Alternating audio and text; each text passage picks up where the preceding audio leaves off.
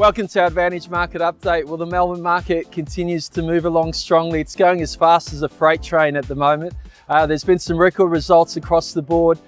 We saw a house in Deep Dean near Balwyn sell for $1.2 million over reserve. We saw another property in Hawthorn, a duplex apartment block, sell for $1.2 million above reserve.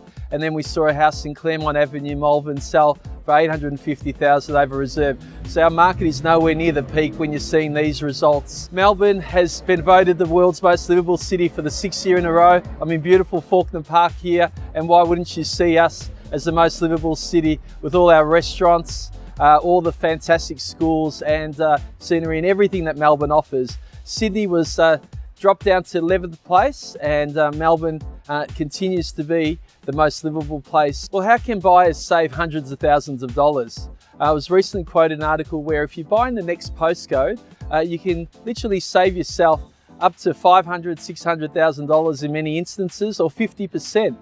If you look at buying in Brighton, and if you buy in the neighbouring suburb Hampton, you're saving about $1 million, the median price being $2.8 million in Brighton compared to $1.8 in Hampton.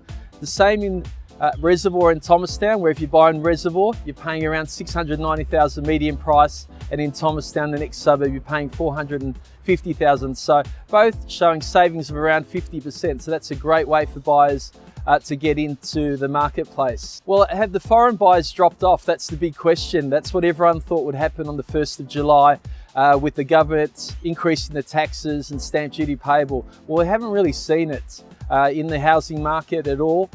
Foreign buyers are now making up 42% of commercial property transactions, and there was a record 7.8% increase in commercial property transactions this year alone. I'm often asked my predictions on where our property market is heading.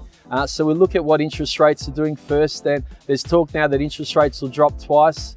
We look at what unemployment's doing. Unemployment's pretty stable at 5.7%. Our inflation rate is low. And what is happening with our rental vacancy rates? It's dropped now from 3% to about 2.6%. So all factors show that the Melbourne market should continue to perform quite strongly. Please don't hesitate to jump on our website, have a look at our popular services, including our Buyer's Advocate, Vendor's Advocate, Property Management and Owners Corporation services. We look forward to seeing you next time.